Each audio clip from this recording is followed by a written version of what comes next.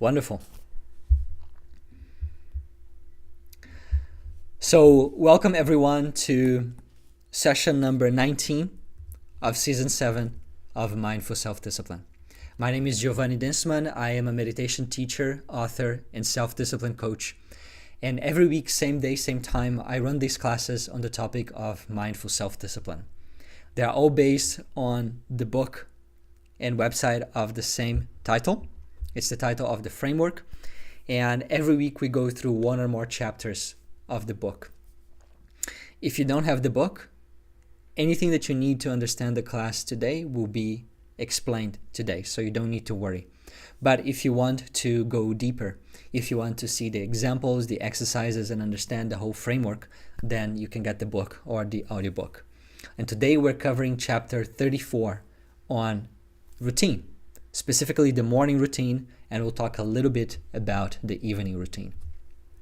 So I am broadcasting this live in the Insight Timer app and also through my YouTube channel. So wherever you're watching this from, welcome. Welcome Anne, MCB, Ben, Nikki, and everyone else who is here. All right, so self-discipline. Self-discipline is not just one of the many topics of personal development.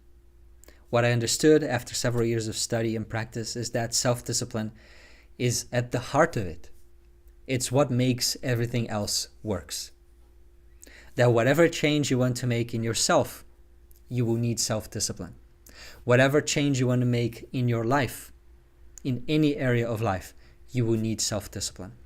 Be it in health, physical and mental, career, finances, spirituality, relationships, anything that you want to learn, a skill that you want to acquire, any direction that you want to grow into, you will need self-discipline, because you will meet many obstacles along the way. At times you will not have clarity about what to do, or you will lose motivation. You may struggle with distraction, procrastination, excuses, self-doubt, and fears, among other things. If you have the skill of self-discipline, the way that I define it, you will be able to continue to move forward. But if you lack self-discipline, either you will give up or you will still be there, but you're not showing up as your best. So self-discipline is not self-punishment. It is self-respect. It is you keeping your promises to yourself. And when you do that, your self-esteem increases, your self-confidence increases. You like yourself more because you are living more aligned with your values, with your aspirations. And so at the end of each day, you feel like this was a good day. I lived aligned and I'm taking steps forward towards what I care about, towards what's important for me. So in a way, self-discipline is about learning how to prioritize the most important things. Not only in theory, in paper, but in the way that you actually live your life. And self-discipline is composed of two skills, awareness and willpower. The way that most people teach self-discipline these days, it's very much that macho approach of willpower only, fully relying on mental toughness, and you're kind of beating yourself up to succeed. You are in a battle with yourself. And I call that the military self-discipline. It works for some people, it works sometimes, but it's not for everybody. The way I teach is awareness first, then willpower. And I call this mindful self-discipline because it's fully based on the skill of awareness. The order of the operations matter here. If you start with awareness of your aspirations, of why this matters for you, of what's going on inside of you in this moment, awareness that brings space and possibilities, then you can act aligned with your values without much effort. Sometimes just seeing, just fully understanding is enough. Don't need to force yourself. And at other times, you will still need to apply willpower. But if you start with awareness, when you get to willpower, it feels more natural, less forced. It feels more aligned, something that you actually want to do, not beating yourself up. The class of today on morning routine is a relatively short class, so that gives us time to address any questions that you may have about any other areas of this framework of mindful self-discipline in general. And it also gives us time to start with a summary of the pillars. Mindful self-discipline is predicated on 3 pillars: aspiration, awareness, and action. Aspiration is for you to know your purpose and embrace it. Awareness is for you to remember your purpose and make space for it. And action is for you to live your purpose day in and day out. So let's start with the summary. I'm going to share my screen. Okay, so the aspiration pillar. There are 7 steps to the aspiration pillar. The first one is find your purpose. Find your purpose. I use the words purpose, aspiration, dreams, and why as exchangeable. So when we talked about this, we covered 4 different exercises to get clarity on your values and aspirations. And they're all available in the book and in the free workbook that you can download in the resources page.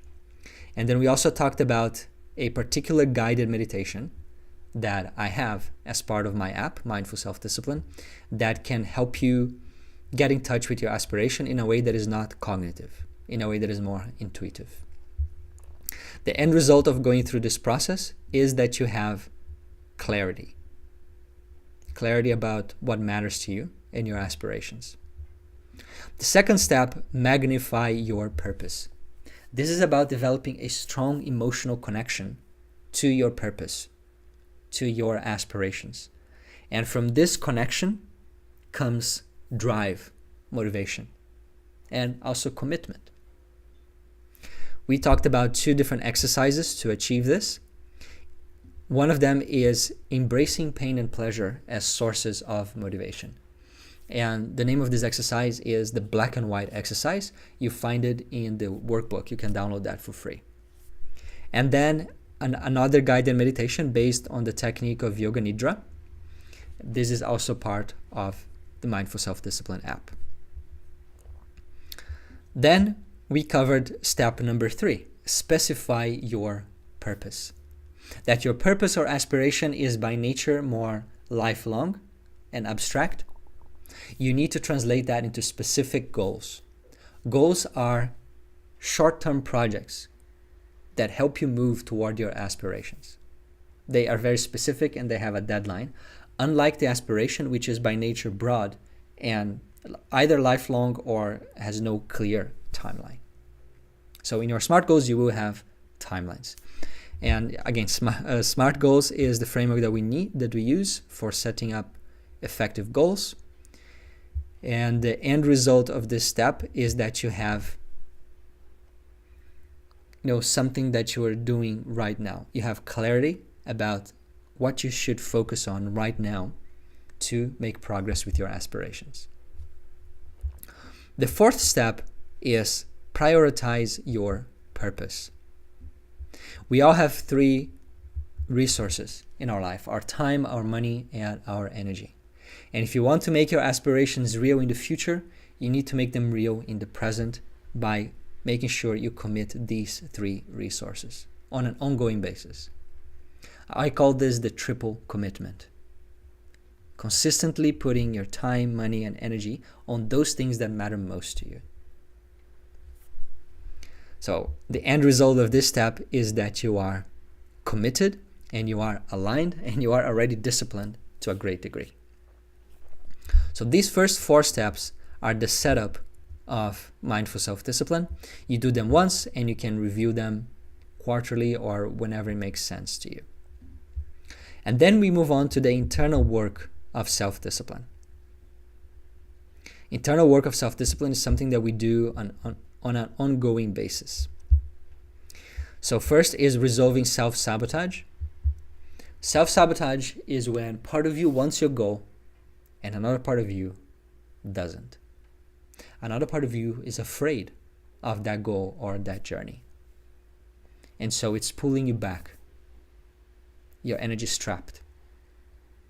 It's not available for you. And it's afraid. It could be fear of failure and the painful emotions you imagine you will feel. It could be fear of success and how that might change you and you may not like things. There's a little bit of the unknown there. It could be fear of the journey itself, that it may be painful and long and require some sacrifices. It may be fear of what other people will think of you.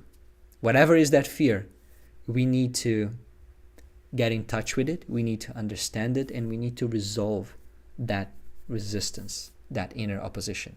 Otherwise, it will be like you're trying to move forward with the handbrake on. It will take a lot of energy and you may not go very far.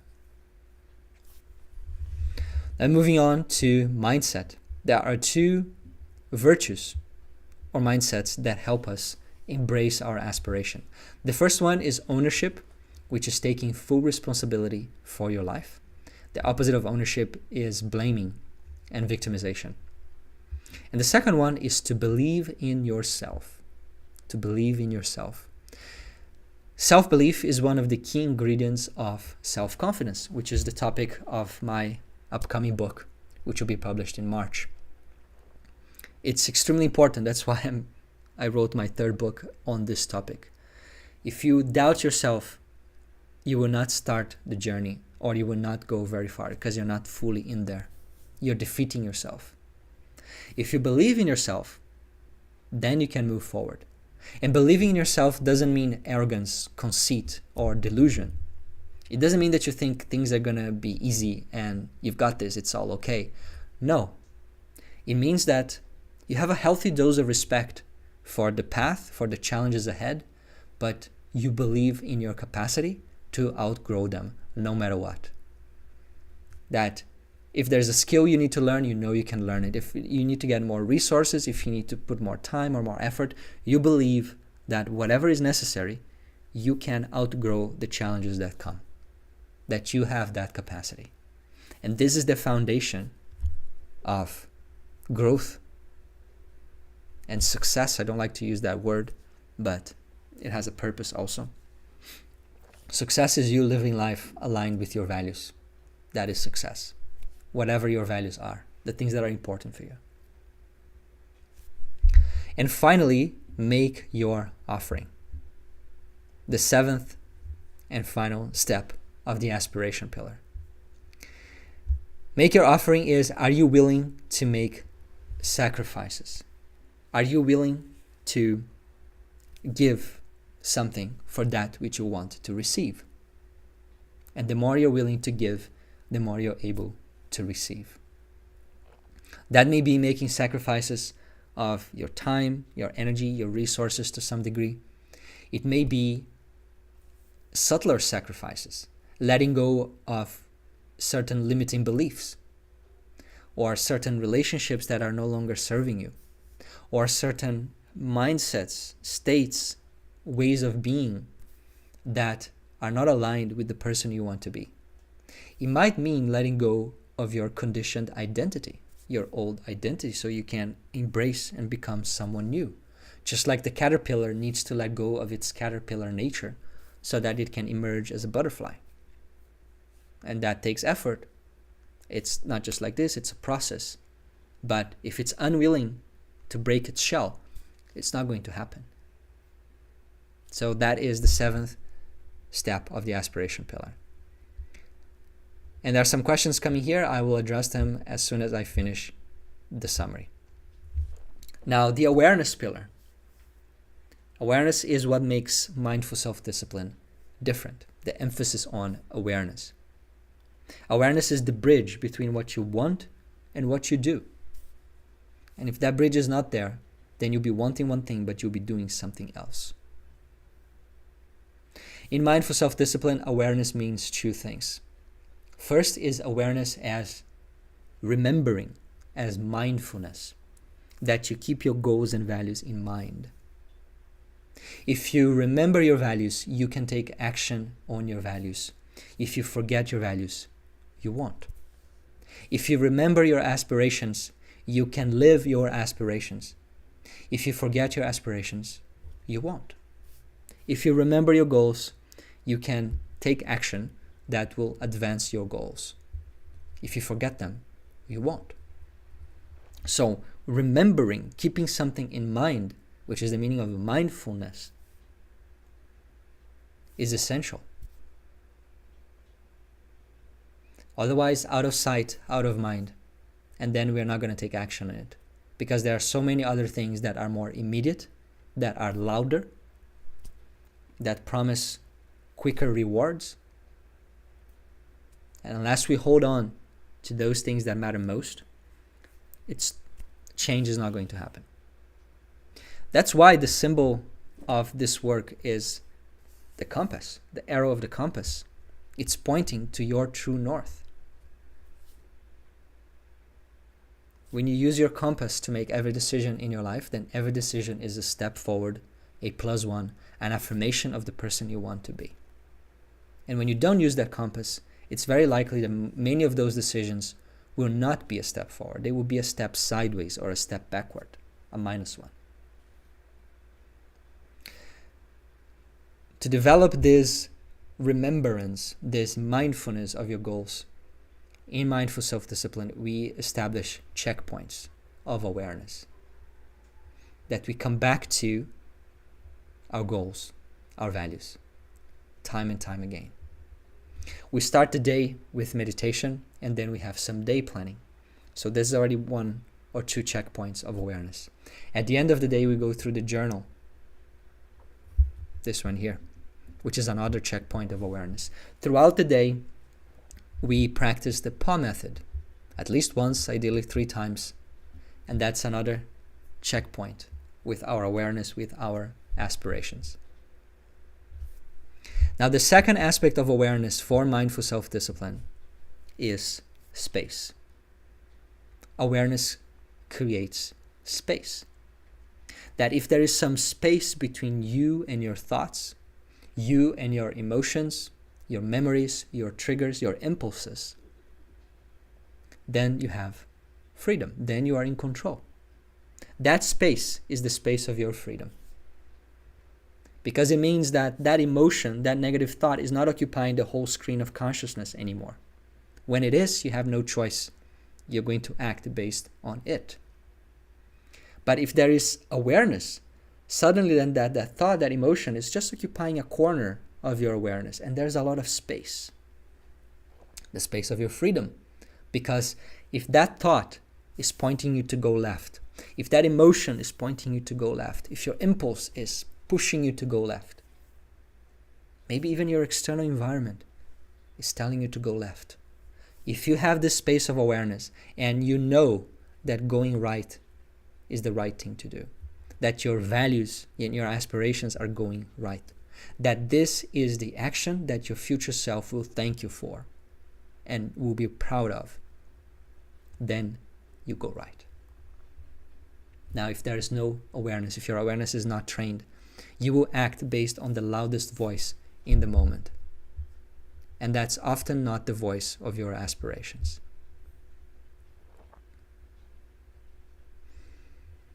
Is this resonating? And let me know if you're still connected.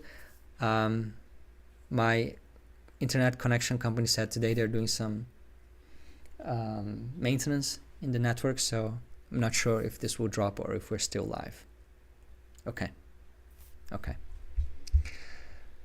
So 3 core practices of awareness: meditation, integration, and reflection. And these are all daily practices. In meditation, first we need to build a daily habit, ideally in the morning, and find the right technique for us, which might be different from the right technique for the next person. If you want help getting started with this, I have a course here on Insight Timer called Finding the Best Style of Meditation for You. Something like this. And if you're a member of the Insight Timer app, you will have access to this. Or if you're a member of my app, Mindful Self-Discipline, you also have access to this. Then integration. Integration is how do you integrate your awareness that you're training through meditation and reflection? How do you integrate that in your daily life? Through the PAW method, which is short for pause, awareness, and willpower. Whenever you're facing a decision, a moment in your day that could be a +1, could be a step forward or a step away, you pause so that you interrupt the conditioned identity, the autopilot. You pause, and the easiest way to pause is by taking a few deep breaths. That allows your impulsive brain to cool down and you to then become more aware of what's going on, which is step number 2, awareness. Become aware of what? Become aware of your options first. That yes, I can go and eat that donut, but that's going to be a -1. Or I can go and eat the apple, and that's going to be a +1. Or whatever is the self-control conflict that you're facing. That's the term they use in the literature in psychology for this. It's a self-control conflict. A conflict between your long-term goals and your short-term goals. I think it was Abraham Lincoln who said that self-discipline is choosing what you want most, not what you want now. Perfect definition. So awareness of your options, to really see and to say to yourself like, okay, I can do this and I know it's going to be a -1. Or I can make a little effort, do this other thing, and this is going to be a +1. I'm going to be happier with this. This action is more aligned. So this is what I should do. Having that awareness in the moment. And then also awareness of your drives. That you know, why am I feeling this pull to do something that will not serve me? Oh, I'm in such and such emotional state. I'm in a state of distress and I'm looking for soothing, or I'm in a state of boredom and I'm looking for stimulation. Or I'm telling myself an excuse that this doesn't matter. I'm doubting that I'll ever achieve this goal, so I might as well just enjoy. Whatever is going on in the moment, you label it. You become aware of these psychological forces. And just doing these two things, pausing and becoming aware of the whole picture, in many cases, this is enough for you to then realign yourself and do the +1. When that's not enough, then we bring in willpower. Willpower. And there are many willpower techniques in the book. At times we don't need any technique. We just, yes, I'm going to do this, and you make an effort and that's it. But there are many techniques that facilitate this process. Here are just the 3 main ones. But if you want the whole list, you can download the free workbook. It shows you all the list with a summary of each technique and pointing out to where they are in the book. So this is a summary of the awareness pillar, aspiration and awareness. Now action. The action pillar is about 3 things. First is creating a clear action plan for your aspirations. That these are the different goals I need to do, or at least right now, to move forward. And some of these goals, you may want to break them down into milestones. And then figuring out what are the most important habits to build to support me moving forward. That's the action plan. Then habit building. How to build habits, understanding cue, action, and reward in a way that is as easy as possible and as sticky as possible. Then, how do you deal with the obstacles that will come in the way? Procrastination, self-doubt, failure, etc. That's what we covered in the action pillar, and we closed by talking about the never zero commitment, which is an exercise in determination, in full commitment to something that is easy but achievable and that makes a difference in your life. Now, the last 2 weeks, then we talked about time management, and today we're talking about the morning routine. So, let me ask you this question. How would you rate yourself, and how would you rate your morning routine, or how satisfied you are with it, from 1 to 10? 1 being, I don't have a morning routine, or I have sometimes and it's all over the place. And 10 is like, no, I have a very clear morning routine. It's thought out, and I follow it always or almost always. That would be a 10.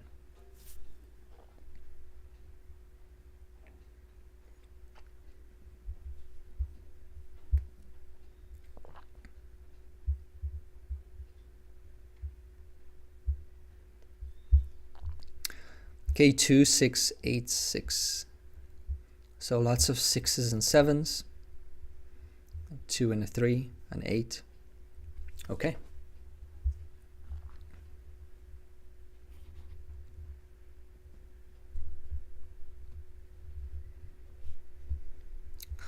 All right. Rodrigo from Brazil. I'm also running this from Brazil. So, bem-vindo. Okay, so my goal today is to share with you principles that will allow you to improve, to go from your 3 to a 4, from your 6 to a 7, and on. There are 5 core principles that will help us live, that will help us establish a morning routine. They are having it a fixed start, fixed length, structured, focused, and achievable. Now we're going to go through each of them, and there's a summary of this class in the resources page. If you want to download the summary and some bonus things that I have there, you can go to the resources page. Now, where is the resources page? If you're watching this on YouTube, I am going to place the link here. And if you're watching this on Insight Timer, you can search for my name in the app, Giovanni, and that will take you to my teacher's profile page. Then the link is in the bio.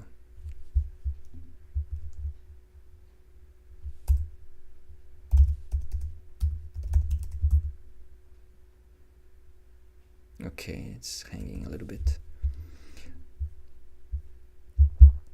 All right, so let's start talking about fixed start. Fixed start.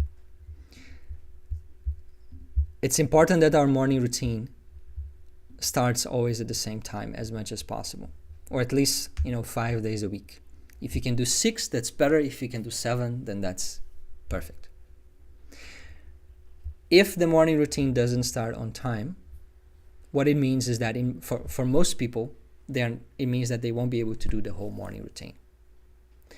It also means that you're starting your day with snoozing, with exceptions, with delays, maybe with laziness, depending on the case.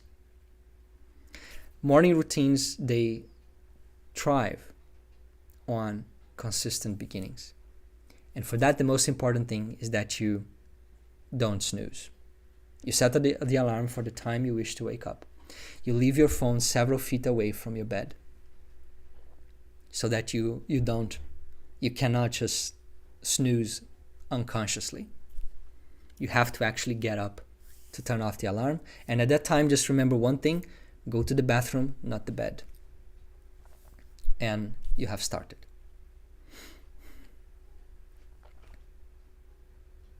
Now, the snooze button, for most people, is the biggest enemy of the morning routine. So avoid it at all costs. Every time you are pressing the snooze button, you are delaying your goals.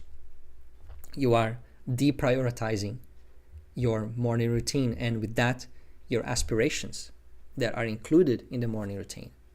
You are weakening your willpower. You're making it harder for you to be disciplined. So it's better not to do it. And the easiest way to do that is to first make a commitment.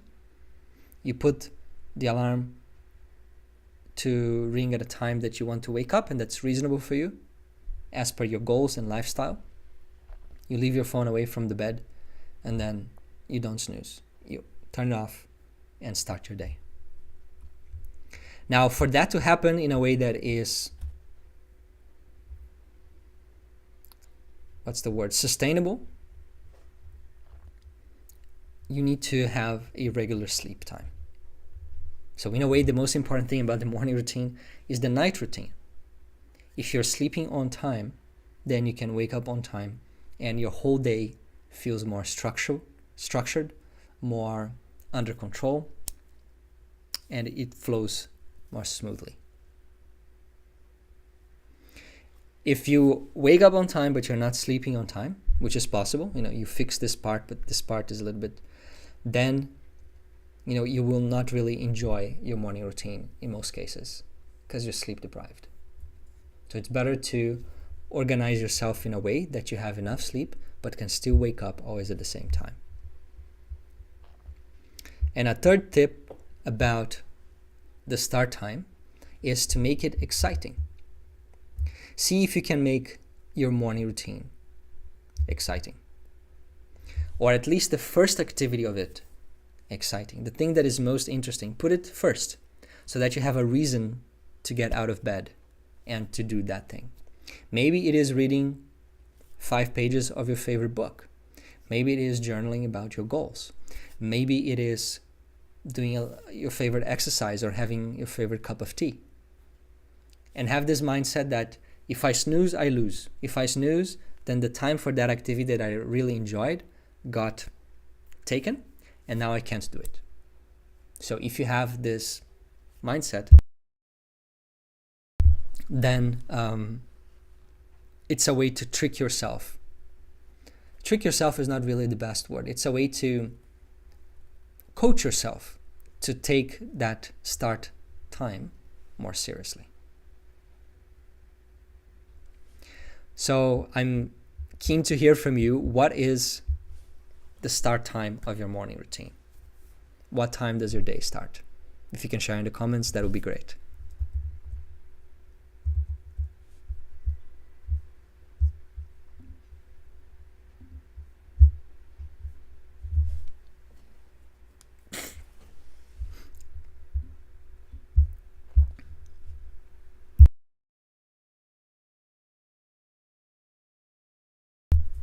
So 6 a.m., 7 a.m., 5, 6:30, 6 thanks to my dog, 4:20,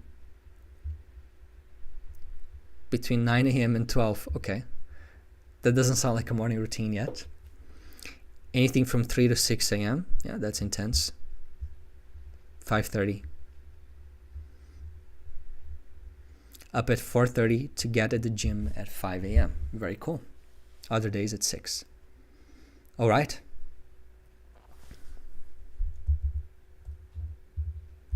Thank you for sharing. So, talking about the second principle is fixed length. Now, fixed length, all it means is that you decide beforehand how long your morning routine will be. Could be half an hour, it could be 2 hours, as long as it needs to be for you to tick the most important boxes in your life. And the reason why we make it fixed length is, there are several benefits for this. The main one is that then we don't need to be making decisions. What time do I start my morning routine? What time do I finish? What do I do first? For how long, etc.? How much time do I have today? And then reorganize everything. All of this leads to decision fatigue. You're starting your day with decision fatigue. While if it's always the same, you decide once thoughtfully, and then that's it. You just follow your own decisions. Now, another benefit is some people, if there's no fixed time, they will take too long on each activity. And a morning routine that should take an hour and a half takes 2 or more. So there are these benefits. Then another tip about the length is you may want to put it on your calendar. Put that on your calendar so you have a constant reminder every day that this time is time for me. This time is a meeting with self. It's a meeting with myself, with the things that are most important. Time for self-care, time for working on my goals, etc. And then you will see it every day. You will have that daily reminder, and also you and other people will not book anything at that time. So that is about fixed length. Then structured. We make our morning routine structured.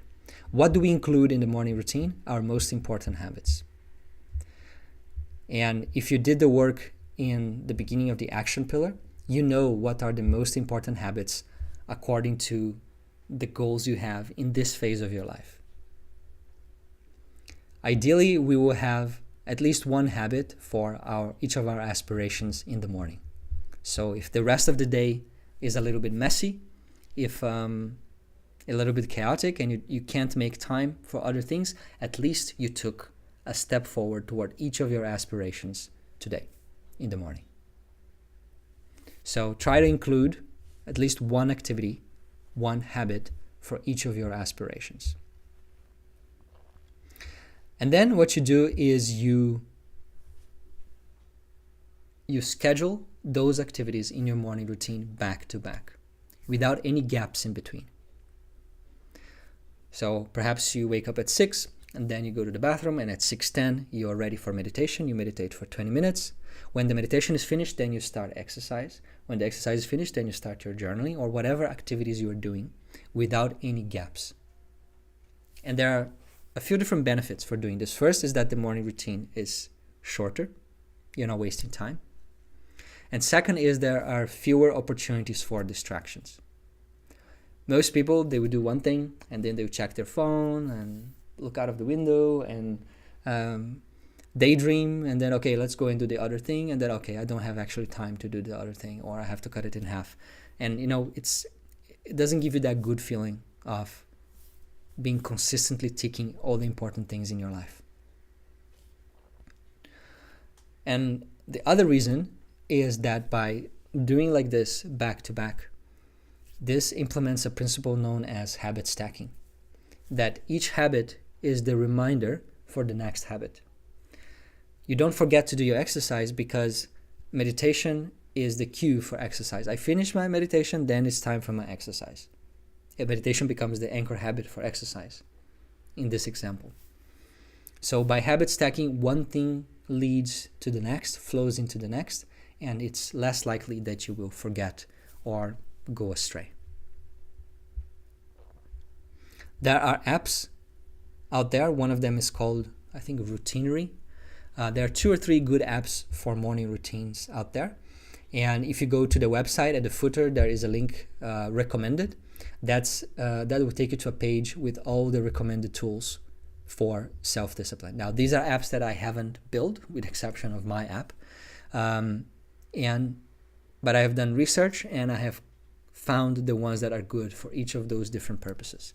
I don't use a morning routine app. I have never used, but I know it can be helpful for some people for the first few weeks until it becomes second nature. Then you won't need that app anymore.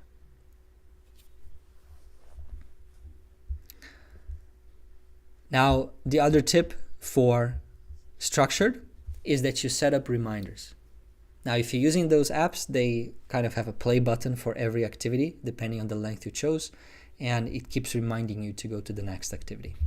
Otherwise, you might want to use a countdown timer or alarms on your phone so that you don't spend too long in one activity. I use this for reading, for example. If I don't have an alarm or countdown timer for the reading time in the morning, I tend to read for much longer than I can afford the time at that time. So you may find this helpful. Other people like to print their routine and place that whatever they are using, whatever room they are in when they're doing their morning routines. And that's again a reminder of the structure and the things that you want to do. All right, let me see if there are any questions.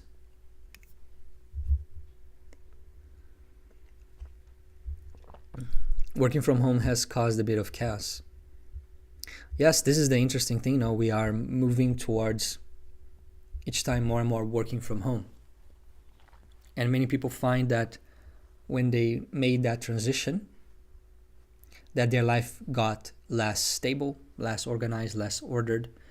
That going to a job and needing to physically be there from this time to this time gave them some structure.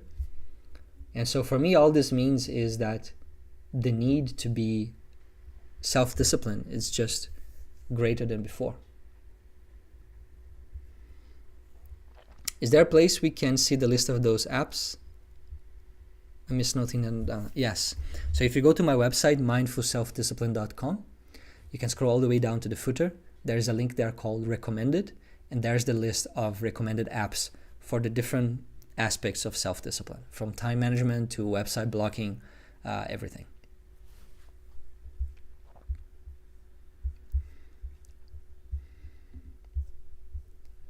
Now, the next principle of an effective morning routine is focused. Focused. Now, the first thing is to be offline.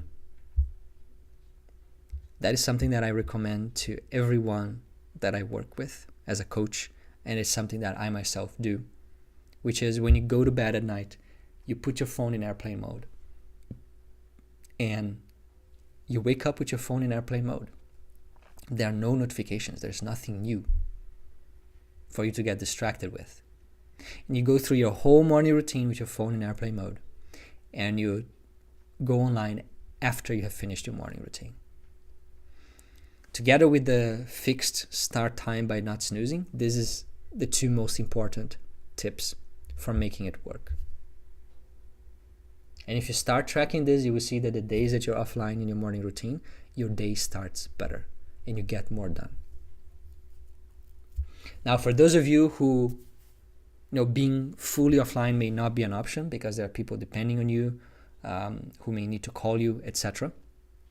What you can do is to use a focus mode or do not disturb mode. In the iPhone, you can create custom focus modes, and you can say, you know what, for the morning routine, every day you set up an automation saying that go into this focus mode called morning routine, or whatever you want to call it, at this time, and stay in it until this time. And during this focus mode, hide all of these apps, only show me these apps, the other ones I cannot even see in the home screen, and allow no notifications except from these 2 or 3 people. So you can set yourself up like that so that you can still be contactable in case of an emergency. And you can find tutorials on YouTube showing you how to set up custom focus modes on the iPhone. I've worked with someone who actually had 2 phones for this reason. It's a bit of an extreme solution, but if it's what you need, then it's what you need. I'm very pragmatic about these things. Now, the second aspect of focused is to be wholehearted. To be fully present in each habit. That when you are meditating, you are only meditating. That's the most important thing in the world at that point. It's the only thing in the world for you at that point. And when you're running or reading or working or researching, whatever you're doing in your morning routine, you are wholeheartedly focused and present in each activity. It might be difficult, if not impossible, for you to do this for your whole day. But you can do this for the activities in the morning routine. And then that itself, the morning routine itself, becomes a practice of presence, of awareness, of focus. And that will give you a completely different quality to what you're doing. That if you follow these first 3 principles and have it fixed start, fixed length, and structured, then your morning routine will happen. Your morning routine will happen. You will be there, you will show up, you will go through the motions. But this 4th one, focused, is what allows you to not only go through the motions, but thrive. To really get the most out of your morning routine, to take it to the next level. That's why my emphasis in mindful self-discipline is not all about habits, like most authors these days in this space. Habits are important, essential, but they're not everything. It's said that half of the success is showing up. What about the other half? Well, the other half is how you show up. Do you show up with a distracted mind? Or do you show up focused? Do you show up with limiting beliefs, negative thought patterns, emotions all over the place? Or do you show up with the right mindset, believing in yourself with the right type of thoughts and states. This makes the whole difference. It's not difficult to master the art of showing up, to be there, to go through the motions, to take your habits. That's not that difficult. But to show up wholeheartedly as your best self, moment after moment, that is the training. And that in itself is a discipline. It's something that we need to constantly be aware of. Apply our awareness and our willpower so that it happens. The two elements of self-discipline, awareness and willpower.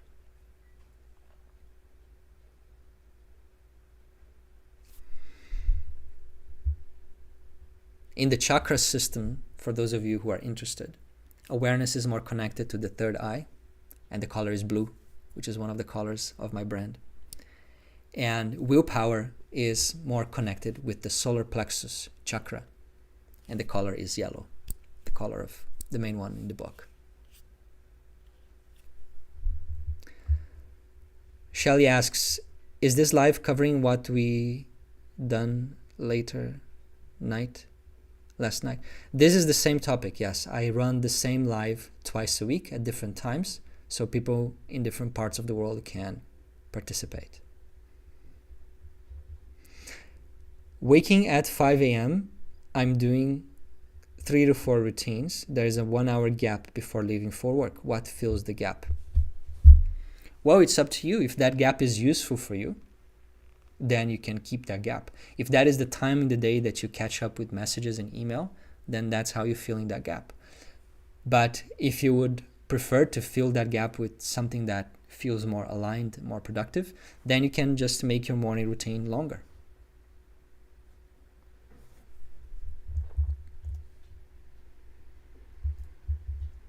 So, showing up wholeheartedly. I always do use this example with physical exercise, lifting weights in this case, but it's applicable to everything, even journaling, anything that you do in the morning routine. That if you go to the gym and you're lifting weights with your body, but your mind, your emotions, your intention is elsewhere, then the result you get is minimal. Now, if you are going through the same motions, but you're lifting not only with your body, but also with your mind, you're focused, with your emotion, with your intention, then your results multiply. That's what you get when you're not only showing up and doing the habit, but you are wholehearted, you are present, you are focused.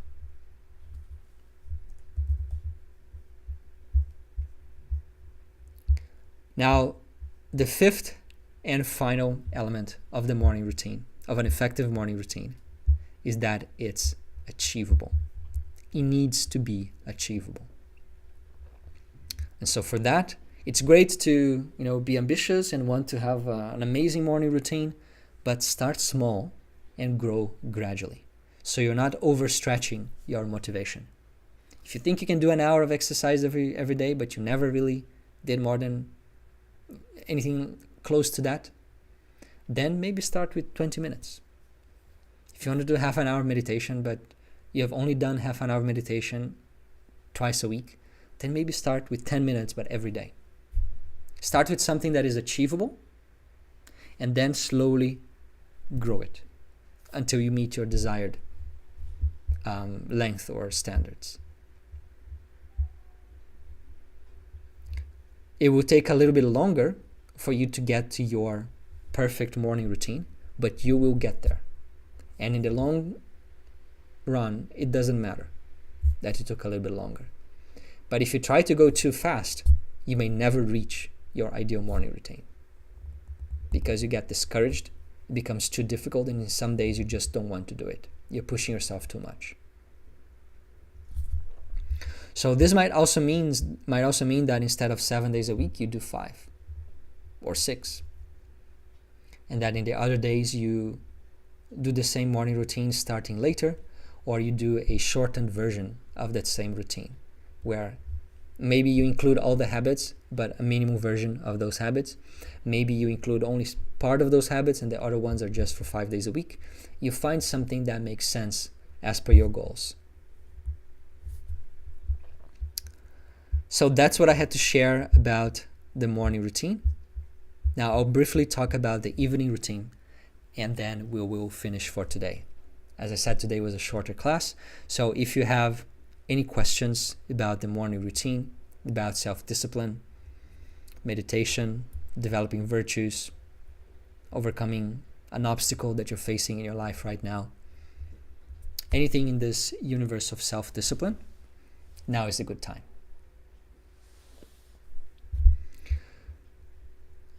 So the evening routine. And by the way, these classes are made possible by donations of appreciative listeners. And so if you appreciate this class, if this class is making a difference in your life, if it's informative or inspiring in any way, then consider leaving a donation to support my work. Now, other ways that you can also support my work is by getting extra copies of the book for friends and family, or leaving a review, an honest review on Amazon. I am currently at 511 reviews and really want to get to 1,000, because that means the way this work will be perceived will be different when it gets to that threshold. And it will allow me to reach more people. So I appreciate your support there too. Do you mind sharing what is your morning routine? That's no problem, I can share, but it's probably not going to be relevant for most people because it's somewhat extreme. So I wake up at 2:30 in the morning. I have a tea while I'm reading some spiritual books for about 20 to 30 minutes. Then I take a cold shower and I go and sit for meditation. Now, in total, I do 3.5 hours of meditation. And then I do about 45 minutes to an hour of physical exercise, some light Kung Fu training at home. And that wraps up my morning routine at about 7:30 or 8 a.m. Then I start my work. I go into coaching mode or creator mode, depending on the day. So that is my morning routine. I sleep 5 hours from 9:30 p.m. to 2:30 a.m. But I need 7 hours of sleep, so I have my 2 missing hours late morning, around 11:30 to 1:30. So it's basically 5 hours of sleep, 8 hours of activity, 2 hours of sleep, 8 hours of activity, which is a nice balance. I've been following this for about 3 years or 3.5 years, and it works well for me. Thank you, Susanna, for your donation.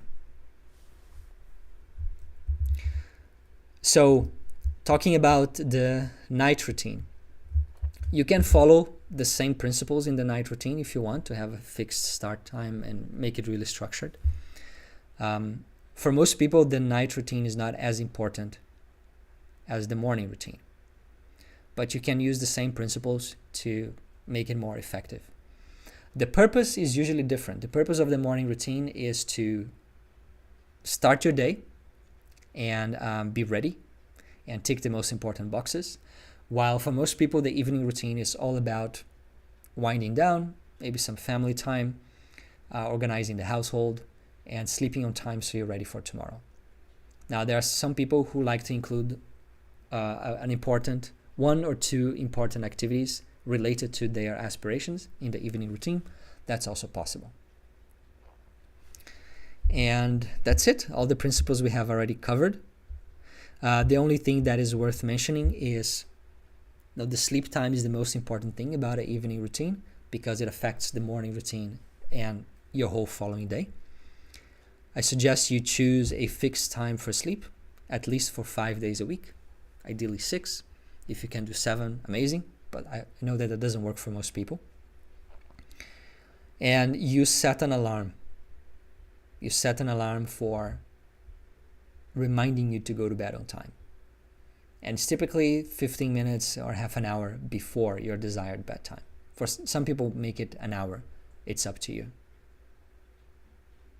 Are we still connected?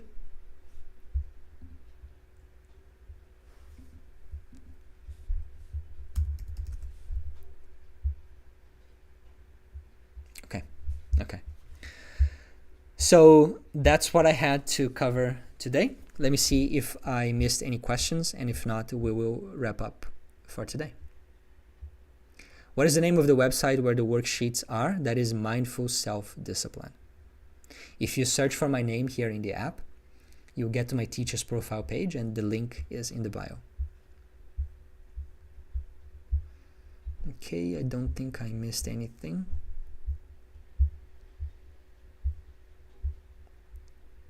My work schedule is very irregular, so sometimes my work ends at 5 p.m. and at times 10 p.m. This makes it difficult to keep regular sleep times. Yeah, I can see how that would be the case. What would I do if that was my situation? I would probably aim for sleep at 11 p.m. And then the days that finishes at 10, I'll just go home, have a piece of fruit, a cup of milk or whatever, and go to sleep. Take a quick shower and go to sleep. So that's what I would probably do. And then the other days I would have a proper evening routine where I take care of other things. I think this would be better for circadian rhythm than sleeping, let's say, at 9 on those days and then at midnight or 1 a.m. on the other days. Can you recap the action pillar? So the action pillar is about 3 things. It's creating an action plan where you decide what are the goals and milestones you need to have to live your aspirations, and what are the most important habits. Then the second aspect is building habits. We saw how to actually build habits using the cue, action, and reward system. And then third, how to overcome the challenges, the obstacles to action, such as procrastination, self-doubt, and failures, and also fear. So that's what we covered in the action pillar. We had 4 classes of 1.5 hours, so there's a lot there to cover. This is just an overview, or you can also check those chapters in the book.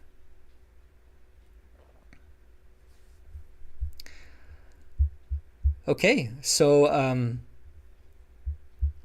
we have covered the topic. We cannot hear you. Do you have any mentors, coaches, or friends that cover that? Do you have a small mastermind type of group? Finally, do you belong to a community, being spiritual or entrepreneurial one? Okay, so if you're talking about mindful self-discipline, this is the group. We meet every week, and I get one of the topics of the book to talk about it.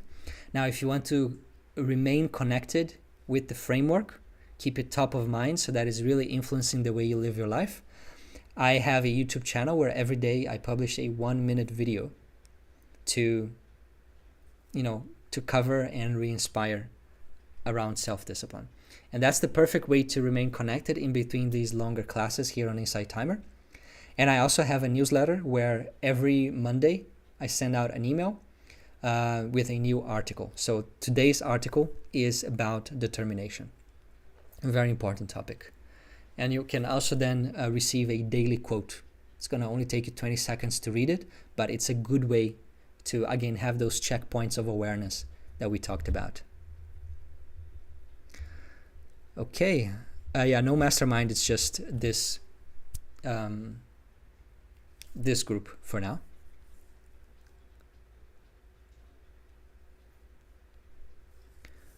No, I do all on my own. How do we join the newsletter? It's there on the website, mindfulselfdiscipline.com. You will find, it should be quite easy to find. Let me just have a quick look. And then when the new book is ready, it also becomes available. So yes, if you go to mindfulselfdiscipline.com, then free resources. You can see the articles, videos, live classes, and tools. And at the bottom, there is a place where you can join the newsletter. So next week, same day, same time, we're going to be covering chapters 35 and 36 of the book. It's about people in your life, the influences of people in your life, and also lifestyle elements such as food, sleep, and exercise, how we can tweak them so that it's easier for us to stay disciplined. So I hope to see you all next week, same day, same time. Until then, stay disciplined and take care.